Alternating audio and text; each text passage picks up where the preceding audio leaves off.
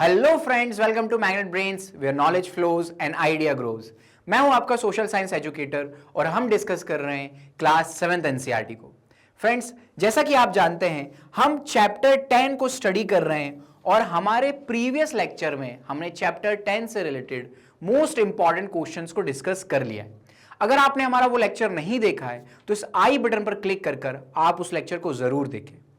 आज के इस लेक्चर में हम चैप्टर 10 को फाइनली कंप्लीट करने वाले हैं और करने वाले हैं चैप्टर 10 का वन शॉट रिवीजन, यानी कि एक ही लेक्चर में आपको मैं चैप्टर 10 से रिलेटेड सारी इंपॉर्टेंट चीजें क्या करूंगा, समझा दूंगा। ठीक है, तो बिल्कुल भी आपका ध्यान इधर से उधर नहीं जाना चाहिए। शुरुआत करते हैं हमारे इस लेक्चर की और देख लेते हैं कि इस चैप्टर के अंदर हमें किन चीजों को पढ़ना है। देखिए, हम अभी तक क्या देखकर आए हैं कि आप जानते हैं कि इंडिया ने एक बहुत लंबी आजादी की लड़ाई लड़ी। इंडिया के ऊपर कौन रूल कर रहा था? तो इंडिया के ऊपर ब्रिटिशर्स रूल कर रहे थे, है ना। अंग्रेज क्या कर रहे थे? इंडिया के ऊपर रूल कर रहे थे। ये लोग कब तक रूल करते हैं? तो 1947 तक ब्रिटिशर्स इंडिया के ऊपर रूल करते हैं। ठीक है, जो सारे रूल्स एंड रेगुलेशंस हुआ करते थे उस टाइम पर जब ब्रिटिशर्स इंडिया को रूल कर रहे थे, तो वो कौन बनाता था? वो ब्रिटिशर्स ही बनाते थे। और ब्रिटिशर्स अपने फायदे के लिए इन रूल्स को डिजाइन करते थे। अब जब इंडिया 1947 में इंडिपेंडेंट हो जाता है तो एक सबसे बड़ा सवाल उठता है कि अब आगे देश को कैसे चलाया जाएगा। अब आजाद तो हो गए, लेकिन रूल्स एंड रेगुलेशंस, कायदे कानून, नियम वगैरह बनाने का काम जो होगा, ठीक है, वो कौन बनाएगा, कौन करेगा ये सारे काम? ठीक है, तो एक सवाल उठा और इस सवाल का जवाब देने के लिए एक चीज बनाई गई जिसका नाम था कॉन्स्टिट्यूशन। कि भाई देश को किस प्रकार से चलाना है, देश के अंदर किस प्रकार की सरकार होगी, देश के लोगों को कौन कौन से राइट्स यानी कि अधिकार दिए जाएंगे, इन सारी चीजों को हम क्या करेंगे, किताब के अंदर लिख देंगे। ठीक है, और उस किताब का क्या नाम रहेगा? उस किताब का नाम रहेगा देश का संविधान या फिर देश का कॉन्स्टिट्यूशन। ये सारी बातें हम क्या करेंगे, अपने कॉन्स्टिट्यूशन के अंदर लिख देंगे। ठीक है, तो कॉन्स्टिट्यूशन क्या होता है? एक डॉक्यूमेंट होता है जो क्या करता है, बेसिक प्रिंसिपल्स और लॉज वगैरह जो होते हैं वो इस कॉन्स्टिट्यूशन के अंदर लिखे होते हैं। ठीक है, अब क्या क्या चीजें आपको कॉन्स्टिट्यूशन के अंदर देखने को मिलेंगी? तो देखो, आपको देखने को मिलेगा फ्रेमवर्क ऑफ गवर्नमेंट, यानी कि उस देश को चलाने के लिए जो सरकार बनेगी वो सरकार किस प्रकार से काम करेगी। ठीक है, रूल्स वगैरह बनाने के लिए लेजिस्लेटिव होगा, एग्जीक्यूटिव होगा और जुडिशरी होगा। ठीक है, ये चीजें क्या होती हैं, एग्जीक्यूटिव, लेजिस्लेटिव और जुडिशरी, ये मैं आगे आपको लेक्चर के अंदर समझाऊंगा। फिलहाल आप इतना समझो कि कॉन्स्टिट्यूशन के अंदर ये बातें लिखी हुई हैं कि देश को चलाएगा कौन और कैसे, किस प्रकार से देश को चलाया जाएगा। इसके अंदर क्या लिखा हुआ है, चेक्स एंड बैलेंस भी दिया गया है। मतलब कि अगर कभी सरकार क्या करती है, जैसे कि ब्रिटिशर्स थी, जो ब्रिटेन की सरकार थी ना, वो शोषणकारी थी, वो यहाँ के लोगों को बहुत परेशान करती थी। वो हिंदुस्तानियों को कैसे बहुत ही गलत तरीके से ट्रीटमेंट उनका किया जाता था। तो कभी अगर देश की सरकार आगे चल के ऐसा कुछ करने लग जाए तो उसके लिए भी क्या दिए गए हैं, इसके अंदर रूल्स वगैरह लिखे हुए हैं। और सिटीजन्स के क्या राइट्स होंगे, जो देश के नागरिक हैं उनको क्या क्या अधिकार दिए जाएंगे, उनकी ड्यूटीज क्या होने वाली हैं, उनके कर्तव्य दायित्व क्या होने वाले हैं, ये चीजें भी आपको देखने को मिल जाएंगी कि इंडियन कॉन्स्टिट्यूशन के अंदर लिखी हुई है। और फाइनली हमारा जो देश है, जो हमारा राष्ट्र है, इस राष्ट्र का क्या गोल होने वाला है, मतलब इंडिया एज अ नेशन, इसका क्या ऑब्जेक्टिव है, क्या गोल है, ये सारी बातें भी हमारे कॉन्स्टिट्यूशन के अंदर लिखी हुई हैं। ठीक है, तो स्टार्ट करेंगे हम इंडियन कॉन्स्टिट्यूशन को, हम समझेंगे। सबसे पहले हम समझते हैं कि इंडियन जो कॉन्स्टिट्यूशन बनाया जाता है, जो रूल बुक बनाई जाती है, इस रूल बुक के अंदर क्या क्या चीजें दी जाती है। ठीक है, सबसे पहले decides the type of government, यानी कि देश के अंदर जो सरकार होगी वो किस प्रकार से बनाई जाएगी। ठीक है, इस सरकार का फॉर्मेशन कैसे होगा और इसकी फंक्शनिंग क्या होगी, यानी कि गवर्नमेंट क्या रोल क्या होगा, काम ये क्या करेगी। ठीक है, अगला lays down law making and implementation of the law, मतलब कि देश के अंदर जो लॉ बनेंगे, कानून बनेगा, उस कानून को कैसे बनाया जाएगा, और जब वो कानून बन गया तो फिर उस कानून को कैसे लागू कराया जाएगा, फॉलो कैसे कराया जाएगा सिटीजन से। एक एग्जाम्पल की मदद से समझते हैं। मान लीजिए कि एक लॉ बनना है कि हर व्यक्ति को हेलमेट पहनना अनिवार्य है। आप क्या करते हो, जब बाइक वगैरह चलाते हैं, जो स्कूटी या बाइक वगैरह चलाते हैं, उनके लिए हेलमेट पहनना क्या है, कंपलसरी रहेगा, ये लॉ वगैरह बनाना है। तो इस लॉ को कैसे बनाया जाएगा, कौन लोग इसको बनाएंगे, आगे चल के हम डिस्कस करेंगे इन बातों की, कौन लॉ को बनाएगा, ठीक है। और जब एक बार बन गया तो इसको इंप्लीमेंट कैसे कराया जाएगा। जैसे आज के टाइम पर आपको देखने को मिलेगा, अगर कोई हेलमेट नहीं पहनता है तो पुलिस उसको रोकती है, ठीक है, उसके ऊपर फाइन लगाया जाता है, चालान उसका काटा जाता है। तो ये क्या है, ये रूल बना और उस रूल को फॉलो कराया जा रहा है, ठीक है। तो कैसे कराई जाती है ये प्रोसेस कॉन्स्टिट्यूशन के अंदर रहेगी। फिर जो सिटीजन्स होंगे उनके राइट्स और ड्यूटीज, जैसे कि आपके पास क्या है, इक्वालिटी का अधिकार है, राइट है आपका, आपको देश के हर सिटीजन्स को इक्वली ट्रीट करना है। ऐसा नहीं होगा मान लीजिए कि कोई बड़े पॉलिटिशियन का बेटा है तो उसको बहुत इजीली जॉब दे दी जाए, ठीक है, और एक कोई गरीब व्यक्ति तो उसको जॉब मिले ही ना, ऐसा नहीं होगा। हर व्यक्ति इक्वल रहेगा, जो व्यक्ति केपेबल होगा, ज्यादा उस जॉब के लिए प्रेफरेबल होगा, उस व्यक्ति को चूज किया जाएगा, ठीक है। सिमिलरली इंश्राइंड वैल्यूज लाइक, हमारे कॉन्स्टिट्यूशन के अंदर इक्वालिटी लिखा हुआ है, हर व्यक्ति कैसा है, इक्वल है, बराबर है। जस्टिस लिखा हुआ है, यानी कि हर व्यक्ति को क्या मिलना चाहिए, न्याय मिलना चाहिए। लिबर्टी है, यानी कि क्या है, आजादी है, व्यक्ति हर पूरी तरह से क्या है, आजाद है, उसके ऊपर कोई दबाव नहीं है, प्रेशर नहीं है। फेटर्निटी यानी कि क्या, भाईचारा, हर व्यक्ति को एक दूसरे के साथ भाईचारा बनाकर रखना है। प्लूरलिज्म एंड फ्रीडम, यानी कि हर व्यक्ति स्वतंत्र रहेगा और इसके साथ साथ जो अलग अलग कल्चर से, धर्म से, समाज से आ रहा है, उस व्यक्ति की भी क्या रहेगी, बराबर रिस्पेक्ट रहेगी। इसे हम क्या कहते हैं, प्लूरलिज्म कहते हैं। ये सारी बातें कहां मेंशन है, हमारे कॉन्स्टिट्यूशन के अंदर मेंशन है, ठीक है। चलिए आगे बढ़ते हैं। अब ये जो कॉन्स्टिट्यूशन बना, जिसके अंदर सारे रूल्स वगैरह लिखे हुए हैं देश को चलाने से रिलेटेड, ये कैसे बना, इसको किन लोगों ने बनाया। तो देखो, जब इंडियन फ्रीडम मूवमेंट चल रहा था तो इसमें कुछ बहुत ही ज्यादा प्रोमिनेंट लीडर हुआ करते, बहुत बड़े बड़े नेता लोग हुआ करते थे। कौन कौन थे, तो सरदार वल्लभ भाई पटेल, जवाहरलाल नेहरू, डॉक्टर BR अंबेडकर, ये सारे लोग कौन थे, बहुत ही प्रेस्टिजियस, बड़े बहुत इंपॉर्टेंट लीडर्स हुआ करते थे, ठीक है। अब जब देश आजाद हो गया और देश आजाद होने की कगार पर था, तो इन्हीं लोगों को जिम्मा सौंपा गया कि आप लोग ही क्या कीजिए, देश के संविधान को बनाने का कार्य कीजिए। तो अब ये सभी लोग क्या हुए, एक जगह पर इकट्ठा हुए, इन लोगों ने ग्रुप बनाया अपना, और उस ग्रुप को क्या कहा जाता है, उस ग्रुप को कहा जाता है कॉन्स्टिट्यूएंट असेंबली। कॉन्स्टिट्यूएंट असेंबली क्या होती है, ये वो असेंबली रहेगी, ये उन लोगों का ग्रुप होगा जो लोग देश को कॉन्स्टिट्यूशन बना कर देंगे, यानी कि इस देश को कैसे चलाया जाना है उससे रिलेटेड जो रूल्स होंगे ना, वो इस किताब के अंदर यही लोग लिखेंगे, ठीक है। तो जब कॉन्स्टिट्यूएंट असेंबली बनी 1946 में बनती है, इस बात को याद रखिएगा। कॉन्स्टिट्यूएंट असेंबली कब बनती है, देखो यहां पर कुछ लोग हैं कॉन्स्टिट्यूएंट असेंबली के मेंबर्स हैं, ये लोग कब बनती है, तो 1946 के अंदर बनती है। और जब बनी थी तो कितने मेंबर्स थे इसमें, 389 मेंबर्स यहां पर हुआ करते थे, ठीक है। फाइनली क्या होता है, आपको सब जानते हैं, इंडिया का पार्टीशन हो जाता है, देश दो भागों में बट जाता है। तो इन 389 में से मेंबर्स हमारे कम हो जाते हैं, कुछ पाकिस्तान चले जाते हैं। इंडिया के अंदर कितने बचते हैं, तो 299 मेंबर्स बचते हैं आफ्टर पार्टीशन, ठीक है। इन 299 में क्या हुआ करती थी, 15 महिलाएं भी हुआ करती थी, 15 वुमेन्स इसका पार्ट हुआ करती थी, ठीक है। फिर ये जो मेंबर्स आपके बने हैं, ये जो थे वो अलग अलग डाइवर्सिटी को रिप्रेजेंट करते थे। मतलब कि इन 299 मेंबर्स में कोई व्यक्ति महाराष्ट्र से है, कोई तमिलनाडु से है, कोई असम से है, कोई उत्तर प्रदेश से है, कोई दिल्ली से है, यानी देश के चारों कोनों से लोग यहां पर इसके मेंबर थे। इसके अंदर आपको देखने को मिलेगा अलग अलग धर्मों के लोग थे, हिंदू थे, मुस्लिम थे, सिख, ईसाई, क्रिश्चियन, हर धर्मों के लोग इसके मेंबर थे।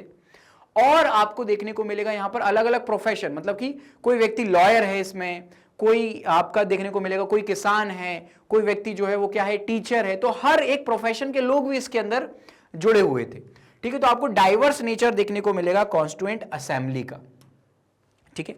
अब असेंबली बन गई, अब क्या होगा, कई बार जब वाद विवाद होता है तो कई बार मामला बहुत ज्यादा गंभीर हो जाता है, ठीक है। लोग क्या हो जाते हैं, इनडिसिप्लिन हो जाते हैं, लड़ाई झगड़े पर उतर आते हैं। तो एक डिसिप्लिन बना रहे, इसके लिए क्या किया जाता है, एक मॉनिटर चूज किया जाता है ना क्लास के अंदर। वो क्या करेगा, सभी लोगों को शांत बनाए रखेगा, शांति बना के रखेगा क्लास के अंदर, ठीक है। हर व्यक्ति रूल्स को फॉलो कर रहा है, यानी इस चीज को इंश्योर करेगा। तो वैसे ही कॉन्स्टिट्यूएंट असेंबली के एक चेयरमैन बनाए गए, उनका नाम था डॉक्टर राजेंद्र प्रसाद। डॉक्टर राजेंद्र प्रसाद को क्या बनाया गया, कॉन्स्टिट्यूएंट असेंबली का चेयरमैन बनाया गया और ये देश के पहले राष्ट्रपति भी बनेंगे, president. First president of India कौन बनाए जाते हैं, डॉक्टर राजेंद्र प्रसाद को बनाया जाता है और ये कॉन्स्टिट्यूएंट असेंबली के चेयरमैन भी थे, इस बात को याद रखिएगा, ठीक है। अब कॉन्स्टिट्यूएंट असेंबली बन चुकी है, इस कॉन्स्टिट्यूएंट असेंबली के मेंबर्स बन चुके हैं और इसका एक चेयरमैन भी बन गया है। अब जिम्मा सौंपा जाएगा एक ऐसे व्यक्ति को जिसके ऊपर दिया जाएगा कि भाई पूरा आपको क्या करना है, सभी दुनिया में आज के टाइम पर जितने भी अलग अलग देश हैं उन सभी देश के संविधान को आपको पढ़ना है और उनको पढ़कर आपको क्या करना है, हमारे इंडिया का कॉन्स्टिट्यूशन को बनाना है। यह जिम्मेदारी सौंपी जाती है बी आर अंबेडकर को और बी आर अंबेडकर को बनाया जाता है ड्राफ्टिंग कमेटी का चेयरमैन। वो बॉडी इस कॉन्स्टिट्यूएंट असेंबली की जो क्या करेगी, संविधान निर्माण करेगी वास्तविक में, उसका जो चेयरमैन बनाए जाते हैं वो बी आर अंबेडकर को बनाया जाता है, ठीक है। फिर अब ये लोग मिलते हैं और कॉन्स्टिट्यूशन को बनाने की प्रक्रिया चालू करते हैं और लगभग 3 साल लग जाते हैं इन्हें कॉन्स्टिट्यूशन को तैयार करने में, ठीक है। और फाइनली कॉन्स्टिट्यूशन हमारा कब बनकर रेडी हो जाता है, तो कॉन्स्टिट्यूशन बनकर रेडी हो जाता है 26 नवंबर 1949 को हमारा कॉन्स्टिट्यूशन जो है वो बनकर रेडी हो जाता है और फाइनली 26 जनवरी 1950 को इस कॉन्स्टिट्यूशन को, इस संविधान को क्या कर दिया जाता है, लागू कर दिया जाता है, ठीक है। तो ये स्टोरी है हमारे मेकिंग ऑफ कॉन्स्टिट्यूशन की, ठीक है। अब कॉन्स्टिट्यूशन बना, इसके अंदर वैल्यूज जो आइडियाज होते हैं वो कहां से आए, तो देखो ये जो वैल्यूज और आइडियाज है ना वो हमने अडॉप्ट किए हमारे इंडियन फ्रीडम मूवमेंट से। जब देश के अंदर इंडियन फ्रीडम मूवमेंट की शुरुआत होती है ना, कब से होती है, तो देखो ऐसा कहा जाता है कि 1857 के बाद से इंडियन फ्रीडम मूवमेंट की शुरुआत होती है जो 1947 तक चलती है। इसके पहले भी संघर्ष रहा था लेकिन एक्चुअल जो संघर्ष चालू होता है पूरे देश में आजादी के लिए वो 1857 के बाद से शुरू होता है। तो हमारी डिमांड क्या थी ब्रिटिशर्स से, हमारी डिमांड थी कि भाई हर व्यक्ति को आप इक्वल ट्रीटमेंट करो, हर व्यक्ति को आप जस्टिस दो, न्याय दो, लिबर्टी दो और फेटर्निटी देश के अंदर बना के रखो, ठीक है। तो ये डिमांड हमने किससे करी, ब्रिटिशर्स से भी करी। जब ब्रिटिशर्स देश से चले गए तो हमने क्या किया, इन आइडियाज को अपने कॉन्स्टिट्यूशन के अंदर भी रखा। दूसरा हमारा जो कल्चरल हेरिटेज है, कल्चरल हेरिटेज यानी कि जो हमारा इतिहास है ना, जैसे कि हमारे इतिहास में आपको देखने को मिलेगा कि महिलाओं की रिस्पेक्ट बहुत ज्यादा की जाती थी, ठीक है। आपको देखने को मिलेगा कि हमारा जो कल्चर हुआ करता था वो बहुत टॉलरेंट था, यानी कि आपने पढ़ा होगा, हमने हिस्ट्री के अंदर पढ़ा था, हिस्ट्री के अंदर हमने देखा था कि अलग अलग एम्पायर्स हुआ करते थे, अलग अलग किंगडम्स हुआ करती थी। जैसे कि आपने देखा Magadh empire, Mauryan empire, Shunga empire, ये सारे जो एम्पायर थे ये कैसे थे, रिलीजियसली टॉलरेंट थे, हर धर्मों के लोगों को बराबर इज्जत ये लोग दिया करते थे। तो हमारा जो कॉन्स्टिट्यूशन बनता है वो भी क्या करता है, इन आइडियाज को अडॉप्ट करता है।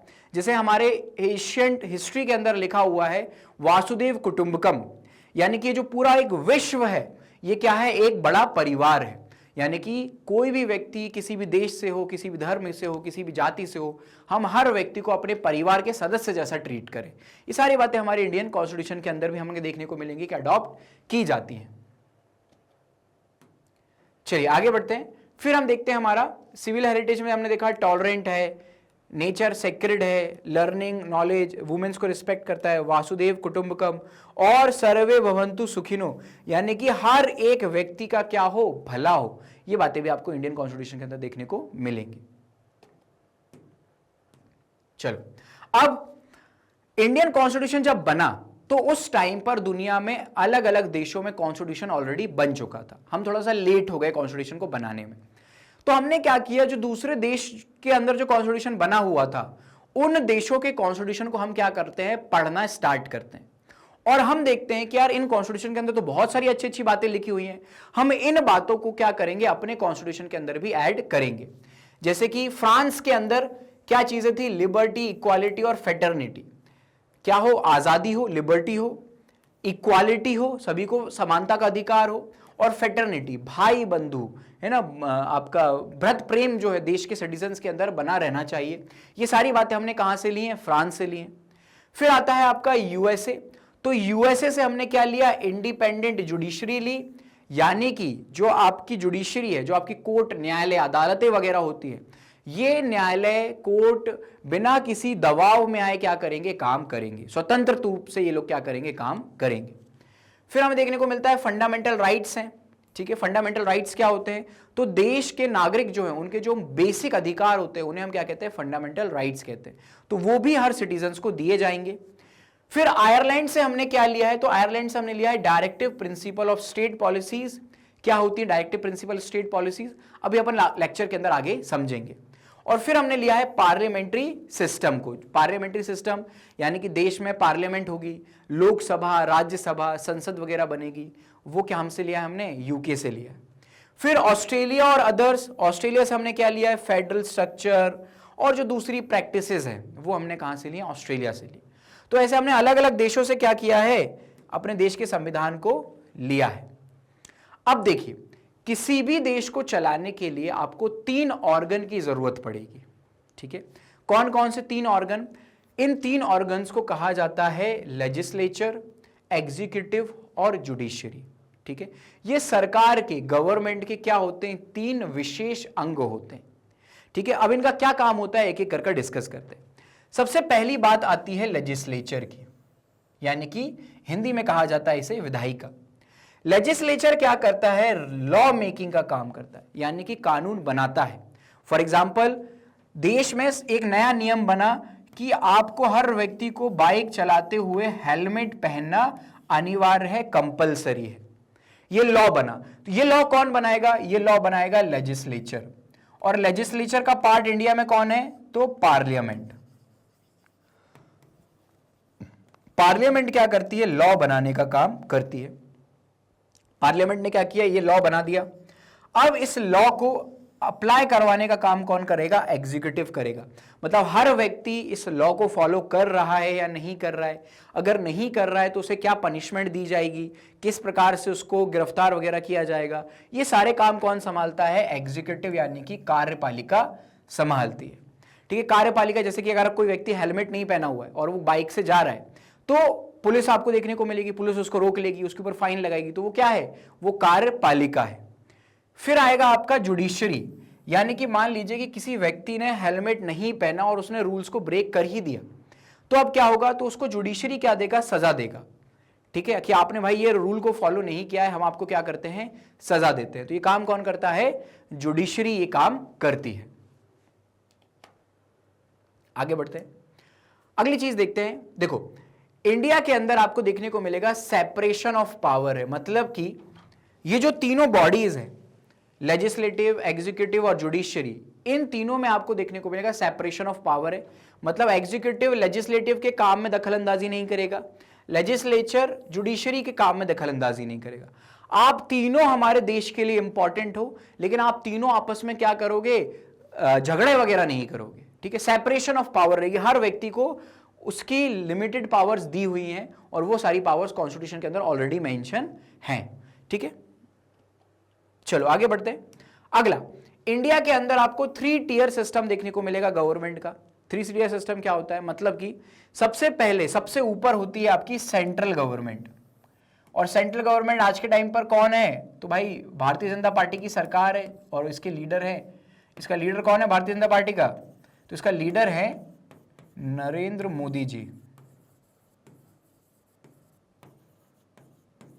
ये कौन है, ये भारतीय जनता पार्टी के और हमारे देश के लीडर हैं, प्राइम मिनिस्टर है। ये कौन सी गवर्नमेंट का पार्ट है, तो ये सेंट्रल गवर्नमेंट का पार्ट है। सिमिलरली हर स्टेट के अंदर भी क्या होगी, एक स्टेट गवर्नमेंट होगी। अब स्टेट गवर्नमेंट, जैसे कि एमपी में एग्जांपल दूं, मध्य प्रदेश के अंदर, तो आपको देखने को मिलेंगे एक चीफ मिनिस्टर हैं जिनका नाम है मोहन यादव।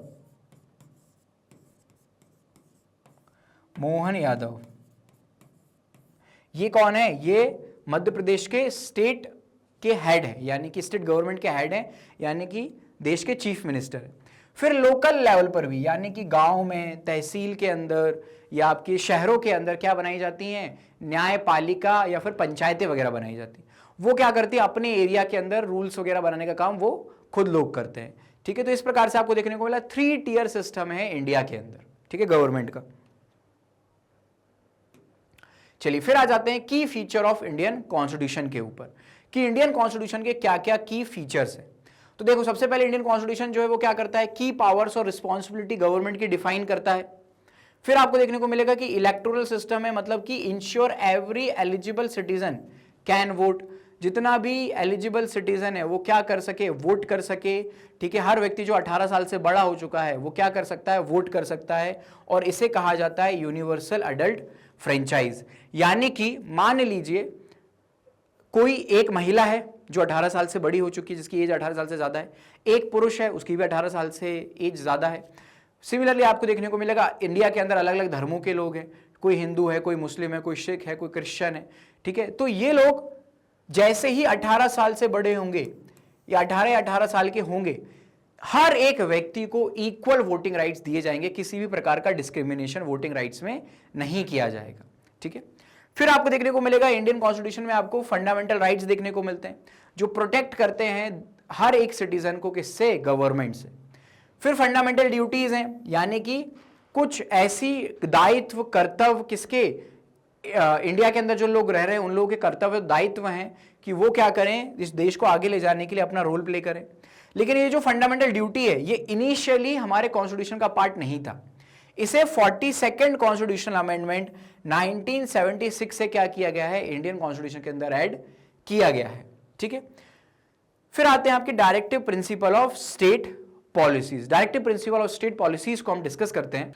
तो क्या होती है हमारी directive principle of state policies, इस चीज को समझते हैं। देखो हमारा कॉन्स्टिट्यूशन कब बनता है, तो कॉन्स्टिट्यूशन बनकर तैयार हो जाता है 1950 के अंदर। ठीक है, 1950 हमारा कॉन्स्टिट्यूशन बनकर रेडी हो जाता है। अब इस टाइम पर हमारे जो कॉन्स्टिट्यूशन मेकर्स थे वो ये बात जानते थे भाई कि कल को चल के हो सकता है लोगों की जरूरतें बदल जाए, ठीक है, सोसाइटी बदल जाए, और हमारी सोसाइटी के अंदर हमें कुछ बदलाव करने बहुत आवश्यक है। जैसे कि हमें क्या करने की आवश्यकता है, हमें सोशल रिफॉर्म्स करने की आवश्यकता है। लोगों का क्या होना चाहिए, सामाजिक विकास होना चाहिए। लोगों का साथ क्या होना चाहिए, इकोनॉमिक हमें क्या करना है, रिफॉर्म्स करने है ना, जैसे ताकि देश क्या हो, प्रगति के रास्ते पर आगे चल सके। तो कॉन्स्टिट्यूशन मेकर्स ने क्या किया, हमारे कॉन्स्टिट्यूशन के अंदर ऐसी गाइडलाइंस डाल दी कि जो आने वाली सरकारों को क्या करेगी, मार्गदर्शन देगी कि देश को किस रास्ते पर चलना है, किस प्रकार से सोसाइटी का इकोनॉमिकल वेलफेयर हमें करना है। ठीक है, तो उसके लिए क्या डाल दी जाती है, directive principle of state policies डाल दी जाती है। ये कुछ नहीं है, एक प्रकार से आने वाली सरकारों के लिए क्या है, गाइडिंग प्रिंसिपल्स हैं। जैसे कि आपके साथ होता है ना कि आपके घर वाले आपको कुछ चीजें सिखा देते हैं कि बेटा देख, घर के बाहर जा रहा है तो रोड के एक किनारे पर ही चलना, ठीक है, कोई अनजान व्यक्ति रहे तो उससे कुछ बाहर का खाने पीने को मत लेना, ठीक है, सीधे स्कूल जाना और स्कूल से रिटर्न आना, रास्ते में कहीं नहीं रुकना। ठीक है, ये क्या है, गाइडिंग प्रिंसिपल्स हैं आप लोगों के लिए कि हमें क्या करना है, इस रास्ते पर चलना है। हमारे मॉम डैड ने हमें कुछ सिखाया है और हमें उन चीजों को फॉलो करना है। तो यही इसी प्रकार से क्या है, ये गाइडिंग प्रिंसिपल्स हैं। ठीक है, चलो आगे बढ़ते हैं। फिर आते हैं आपके फंडामेंटल राइट्स।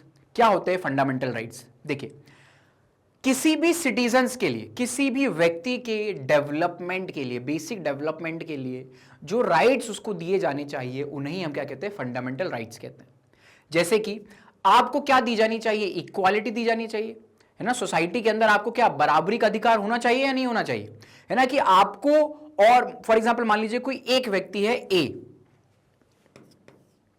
ये क्या है, इसके फादर जो है वो फार्मर, एक स्मॉल फार्मर है मान लेते हैं। कैसा है, ये काफी पुअर है। इसके फादर जो है वो एजुकेटेड भी नहीं है, अनएजुकेटेड है। फैमिली जो है वो कैसी है, अनएजुकेटेड है। वहीं दूसरी तरफ एक व्यक्ति है जो क्या है, काफी रिच है। उसके फादर एक बिजनेसमैन है, बड़े बिजनेसमैन है। ठीक है, काफी रिच है वो। तो गवर्नमेंट क्या बोलती है, गवर्नमेंट बोलती है यार कि हम क्या करेंगे, जो बी व्यक्ति है जो काफी रिच है इसको ज्यादा प्रायोरिटी देंगे, हम तो इसका क्या करेंगे, इसे कोई जॉब वगैरह के लिए इसको हम हायर कर लेंगे। तो ये तो गलत बात हुई ना। भले ही इनका सोशल स्टेटस डिफरेंट है, कोई एक व्यक्ति गरीब है, एक व्यक्ति अमीर है, भले इनका सोशल स्टेटस डिफरेंट है, बट हर एक व्यक्ति को क्या दी जानी चाहिए, इक्वालिटी, समानता का अधिकार होना चाहिए। ठीक है, आप इनसे क्या कराओ, एक कॉमन एग्जाम कंडक्ट कराओ, उसके बाद ही जो उनमें से बेटर हो उसको क्या करो, उसको चूज करो। तो ऐसे राइट्स, ऐसे अधिकार जो क्या करते हैं, व्यक्ति के बेसिक नीड्स को फुलफिल करने के लिए आवश्यक है, उन्हें हम फंडामेंटल राइट्स कहते हैं। ये कैसे होते हैं? ये गारंटीड और लीगली इन्फोर्सेबल होते हैं, मतलब कि कोई व्यक्ति अगर इन राइट्स का उल्लंघन कर रहा है, ठीक है, आपको कोई इक्वली ट्रीटमेंट नहीं दे रहा है, आपकी जैसे कि राइट टू फ्रीडम, आजादी का अधिकार है ना आपको, आप स्वतंत्र हो, कोई व्यक्ति आपको क्या कर रहा है, नहीं आपको तो क्या करना पड़ेगा, हमारे खेत में चलकर बंधुआ मजदूरी करनी पड़ेगी, ठीक है, हम आपको पैसे भी नहीं देंगे और आपको आपसे हम काम भी कराएंगे, तो ये गलत बात हुई। इसके खिलाफ आप क्या कर सकते हो, सीधे कोर्ट जा सकते हो कि भाई मेरे फंडामेंटल राइट्स का वायलेशन हो रहा है।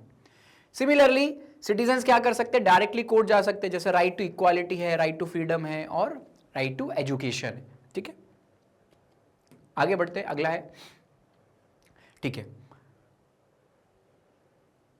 चलिए आगे बढ़ते हैं। ठीक है, चलो अब हमारा जो कॉन्स्टिट्यूशन है इसे क्या कहा जाता है, इसे लिविंग डॉक्यूमेंट कहा जाता है। लिविंग डॉक्यूमेंट का क्या मतलब होता है, मतलब कि कोई चीज जिंदा है। अब आप बोलोगे कि सर ये तो एक किताब हुई, ठीक है, एक तो एक रूल बुक है, ये जिंदा कैसे हो सकती है? तो देखो हमारी सोसाइटी जो होती है, हमारा जो समाज होता है, वो समय के साथ साथ परिवर्तन इसके अंदर आ जाता है। जैसे कि अगर मैं बोलूं आज से 20 साल पहले लोगों की बेसिक नीड हुआ करती थी कि भाई मुझे घर चाहिए, मुझे कपड़ा होना चाहिए, मेरे पास रोजगार होना चाहिए, खाने पीने की व्यवस्था मेरे पास होनी चाहिए, ये लोगों की बेसिक नीड थी। लेकिन आज के टाइम पर अगर आप देखो, भाई मेरे पास इंटरनेट होना चाहिए, मेरे पास पढ़ाई के लिए अच्छा स्कूल या कॉलेज की व्यवस्था होनी चाहिए, ठीक है, अच्छी जॉब अपॉर्चुनिटी मेरे पास होनी चाहिए, तो लोगों की नीड और डिमांड चेंज हुई ना। तो इन नीड्स और डिमांड्स को चेंज करने के लिए हमारे पास क्या होने चाहिए, हमारे जो रूल्स हैं वो भी क्या होने चाहिए, अपग्रेड होने चाहिए, उनके अंदर भी परिवर्तन आना चाहिए, बदलाव होनी चाहिए। तो हमारा जो कॉन्स्टिट्यूशन है उसके अंदर क्या किया जा सकता है, अमेंडमेंट यानी कि परिवर्तन लाया जा सकता है, जो लोगों की नई नीड्स होती हैं, नई एस्पिरेशंस होती है, उन नीड्स को सेटिस्फाई किया जा सके। इसीलिए हमारे कॉन्स्टिट्यूशन को क्या कहा जाता है, लिविंग डॉक्यूमेंट कहा जाता है। इसके कुछ एग्जाम्पल आपको देखने को मिलेंगे, जैसे कि 1976 के अंदर हमने क्या किया, हमारे कॉन्स्टिट्यूशन के अंदर एक बदलाव किया, एक अमेंडमेंट किया। अमेंडमेंट का क्या मतलब होता है, अमेंडमेंट का मतलब होता है बदलाव करना किसी चीज में। तो हमने क्या किया, एक अमेंडमेंट किया, उस अमेंडमेंट का नंबर था 42nd अमेंडमेंट एक्ट, ठीक है, और उसके थ्रू हमने क्या किया, फंडामेंटल ड्यूटीज ऐड करी। मतलब कि हमने क्या ऐड की, फंडामेंटल ड्यूटीज, जो कर्तव्य एक नागरिक के अपने देश के प्रति होने चाहिए, वो हमने संविधान के अंदर जोड़ा। सिमिलरली 1992 में हमने क्या किया, पंचायती राज लेकर आए। मतलब आज के टाइम पर आपको गांव में पंचायत देखने को मिलती हैं, है ना, शहरों के अंदर आपको म्यूनिसिपैलिटी, नगर निगम, नगर पालिका, ये सब देखने को मिलता है। तो ये कहां से आया, ये हमने एक अमेंडमेंट किया, हमें रियलाइज हुआ कि यार अब हम देश के अंदर क्या कर सकते हैं, पंचायतों को स्टैब्लिश कर सकते हैं। तो उसके लिए हम लेकर आए पंचायती राज सिस्टम, जो 1992 के अंदर हमने लाया, ठीक है। सिमिलरली 2004 में सुप्रीम कोर्ट ने एक इंपॉर्टेंट जजमेंट दिया। देखो 2004 से पहले कोई जो नॉर्मल सिटीजन है ना, जैसे आप हैं, मैं हूं, हम लोग नॉर्मल सिटीजन्स हैं, हम क्या नहीं कर सकते थे, अपने घर के ऊपर नेशनल फ्लैग को होस्ट नहीं कर सकते। जो तिरंगा झंडा है वो आप अपने घर के ऊपर नहीं फहरा सकते थे, ठीक है, ये कानून हुआ करता था। लेकिन 2004 में सुप्रीम कोर्ट ने इस कानून को चेंज कर दिया और बोला कि भाई झंडा फहराना हर व्यक्ति का फंडामेंटल राइट है, व्यक्ति स्वतंत्र है, तो आप उसको अपने देश का झंडा फहराने से कैसे रोक सकते हो, ठीक है। तो सुप्रीम कोर्ट इसको चेंज कर देता है और 2004 के बाद हर व्यक्ति अपने घर पर भी क्या कर सकता है, तिरंगे झंडे को फहरा सकता है। बस किसी प्रकार से वो क्या नहीं करना चाहिए, अपने तिरंगे झंडे का अपमान ना करे, बस फिर आप क्या कर सकते हो, अपने घर पर भी झंडा फहरा सकते हो, ठीक है। तो इस प्रकार से क्या किए जाते हैं, अमेंडमेंट्स किए जाते हैं, ठीक है। अमेंडमेंट्स की एक प्रोसेस होती है, कैसे प्रोसेस होती है, तो ये अमेंडमेंट कौन कर सकता है, तो देखो पार्लियामेंट कर सकती है, ठीक है। अगर संविधान के अंदर कोई बदलाव करना है तो कौन कर सकता है, हमारी जो देश की पार्लियामेंट होती है, जो संसद होती है, वही संविधान के अंदर बदलाव कर सकती है। और कई बार अगर रूल्स वगैरह चेंज होने होते हैं ना, तो क्या मांगे जाते हैं, पब्लिक ओपिनियन की भी डिमांड की जाती है, पब्लिक से भी पूछा जाता है कि भाई आप भी अपने सजेशंस वगैरह दे सकते हो कि कौन से नए रूल्स वगैरह हमें लेकर आना चाहिए देश के बेहतरी के लिए, ठीक है। चलो आगे बढ़ते हैं। अब देख लेते हैं कि कॉन्स्टिट्यूशन जो है वो कुछ इंपॉर्टेंट बातें हैं हमारे कॉन्स्टिट्यूशन के अंदर जो लिखी गई हैं, ठीक है। देखो कॉन्स्टिट्यूशन का जो फ्रंट पेज है, जैसे आपकी किताब का जो फर्स्ट पेज होता है ना, उसमें प्रीफेस लिखा होता है या फिर इंडेक्स दिया होता है, वैसे ही जो कॉन्स्टिट्यूशन का फर्स्ट पेज है उसे कहा जाता है प्रियम्बल। ये हमारे कॉन्स्टिट्यूशन का फर्स्ट पेज है और इसके अंदर लिखा हुआ है कुछ बेसिक बातें, जैसे we the people of India having solemnly resolves to constitute India into a sovereign, socialist, secular, democratic republic and to secure all its citizens justice, liberty, equality, fraternity। ये कुछ बातें हमारे प्रियम्बल के अंदर लिखी हुई हैं, ठीक है। इन are constitution constituent assembly this 26th day of November 1949 do hereby adopt, enact and give to ourselves this constitution। ये सब कहां लिखा हुआ है? देश के प्रियम्बल के अंदर, कॉन्स्टिट्यूशन के प्रियम्बल के अंदर लिखा हुआ है, ठीक है। इसके अंदर कुछ शब्द आते हैं जैसे कि सोवरेन, मतलब कि क्या बताता है? ये बताता है कि देश का जो कॉन्स्टिट्यूशन है वो कैसा होने वाला है, सोवरेन, हमारा जो स्टेट है वो सोवरेन होने वाला है। मतलब कि अब हम किसी और कंट्री के गुलाम नहीं हैं, हम आजाद हैं, स्वतंत्र हैं, अब से अपने जो फैसले होंगे वो हम खुद ही करेंगे, ठीक है। सबसे पहली लाइन आती है we the people of India. इसका मतलब होता है कि इस संविधान को बनाने वाला कौन है? हम ही लोग हैं। हम ही लोगों ने क्या किया है? इस कॉन्स्टिट्यूशन को बनाया है और अपने लिए ही बनाया है, ठीक है। इस कॉन्स्टिट्यूशन को जो हमने बनाया है तो हम कैसा चाहते हैं कि इंडिया कैसा होना चाहिए, हमारी नजरों में हमारा जो विजन है आने वाले सालों में इंडिया कैसा होना चाहिए, तो इंडिया आजाद, सोवरेन होना चाहिए, सोशलिस्ट होना चाहिए, सेकुलर होना चाहिए, यानी कि हर एक धर्म की क्या की जाए, यहां पर रिस्पेक्ट हो, इज्जत की जाए। सोशलिस्ट यानी कि हर व्यक्ति को सोशली क्या मिलना चाहिए? न्याय मिलना चाहिए, सोशली जस्टिस मिलना चाहिए। और इंडिपेंडेंट है ना, सोवरेन होना चाहिए, इंडिपेंडेंट होना चाहिए। दूसरा कैसा होना चाहिए? डेमोक्रेटिक होना चाहिए, मतलब कि देश की जो सरकार रहेगी वो कौन चुनेगा? देश की जनता ही चुनेगी कि हमारे ऊपर भाई कौन लोग राज करने वाले हैं, रूल करने वाला है, ये हम खुद ही डिसाइड करेंगे। फिर रिपब्लिक, यानी कि जो स्टेट का हेड होगा, सबसे जो सीनियर मोस्ट आप कह सकते हो जो व्यक्ति होगा देश का, वो क्या होना चाहिए? चुना हुआ व्यक्ति होना चाहिए, रिपब्लिक रहेगा देश। ये किसके बारे में बताया गया? ये देश के बारे में बताया गया कि हमारा देश कैसा रहेगा। अब हमारा ये जो संविधान है ये किस चीज को अश्योरिटी देगा अपने लोगों को? तो सबसे पहले तो जस्टिस प्रोवाइड करेगा, हर व्यक्ति को इंसाफ मिलना चाहिए, न्याय मिलना चाहिए। फिर लिबर्टी देगा, यानी कि हर व्यक्ति के पास क्या होगी? आजादी होगी। इक्वालिटी होगी, मतलब कि हर व्यक्ति को इक्वली ट्रीट किया जाएगा। फ्रेटर्निटी, यानी कि देश में लोगों के बीच में क्या रहेगा? भाईचारा बना रहेगा। ये बातें कहां लिखी हुई हैं? तो देश के प्रियम्बल के अंदर लिखी हुई हैं, ठीक है। फाइनली एक डेट लिखी हुई है 26 नवंबर 1949, जिस दिन हमारा संविधान बनकर रेडी हो जाता है। आप कमेंट बॉक्स में मुझे बताइए कि देश का संविधान किस डेट को लागू होता है, यानी कि इन्फोर्स होता है, ठीक है। चलिए आगे बढ़ते हैं। अब कुछ बेसिक बातें हमारे कॉन्स्टिट्यूशन के बारे में जान लेते हैं, जैसे कि कॉन्स्टिट्यूशन को किसने लिखा है। तो देखो, कॉन्स्टिट्यूशन की जो राइटिंग है ये प्रेम बिहारी नारायण रायजादा, इन्होंने हमारे देश के संविधान को लिखा है। इस संविधान के अंदर बहुत सारी कुछ ड्राइंग्स वगैरह बनी हुई हैं, उन ड्राइंग्स को लिखा है नंदलाल, उन ड्राइंग्स को बनाया है नंदलाल बोस ने। और हमारा जो कॉन्स्टिट्यूशन है ना, जो फर्स्ट कॉन्स्टिट्यूशन जिस किताब को बनाया गया था, वो कॉन्स्टिट्यूशन एक प्रिजर्व कर रखा गया है हीलियम गैस में। हीलियम गैस की मदद से उस कॉन्स्टिट्यूशन को एक कांच के अंदर बंद करके रखा गया है, ताकि कॉन्स्टिट्यूशन कैसा रहे? अजय अमर रहे, हमेशा आने वाली पीढ़ियां उसको जाकर देख सके, ठीक है। तो आप अगर कभी पार्लियामेंट आपको विजिट करने का मौका मिले तो पार्लियामेंट के अंदर, देश की पार्लियामेंट के अंदर हमारा कॉन्स्टिट्यूशन रखा हुआ है, ठीक है। चलिए आगे बढ़ते हैं। सो गाइस, ये था हमारा आज का लेक्चर, जहां पर हमने क्या किया? चैप्टर 10 का वन शॉट रिवीजन किया। मुझे उम्मीद है आपको ये लेक्चर पसंद आया होगा। अगर आप हमारे और भी लेक्चर्स देखना चाहते हैं तो आप हमारा यूट्यूब चैनल, एप्लीकेशन और हमारी वेबसाइट को विजिट कर सकते हैं। यहां पर आपको ये सभी कोर्सेज फ्री ऑफ कॉस्ट देखने को मिल जाएंगे। अगर आप इनसे रिलेटेड ई नोट्स और ई बुक्स चाहते हैं तो इस वीडियो के डिस्क्रिप्शन को आप चेक कर सकते हैं, वहां पर आपको इसकी लिंक मिल जाएगी। Thank you so much for the discussion. Have a good day.